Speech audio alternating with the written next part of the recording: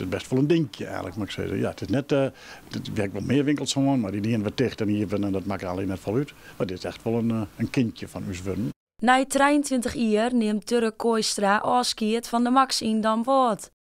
Een lange tijd. Maar dit is het goede moment om afscheid te nemen. Zo is het eigenlijk. Ik ben aan 69 hier.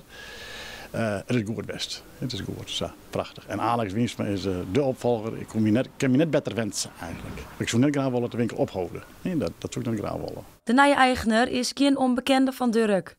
Alex Wiensma, eigenaar van Cadeau Voordeel, wie na de bron op ziek naar een nijpaan.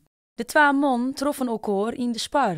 En in een paar weken wie de deal beklonken. Uiteindelijk wie het zei dat Dirk Kooistra mij benaderen. Die natuurlijk gekerd van het feit dat die brand hier. Die zei, is het net wat voor die om de winkel in Damwoord over te nemen.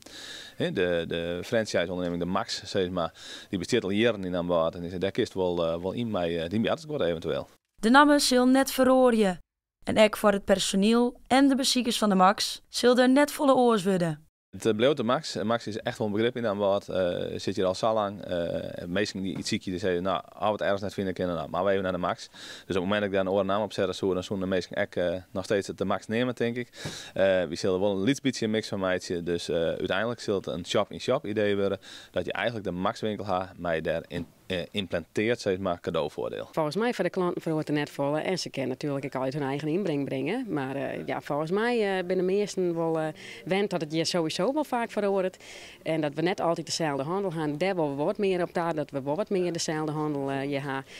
Maar dat zie je van alles en al wat komen kennen. Troch de brand in de Cadeauvoordeel eind augustus, wie Alex dwongen een nieuw plak te vinden. En dat is voor no dan wat. Eigenlijk wie altijd mijn intentie om daar te blijven, zeker weer om te gaan. We willen eigenlijk eerst zien van hoe gaat het hier en hoe kunnen we hier onze namen verder vestigen en opzetten.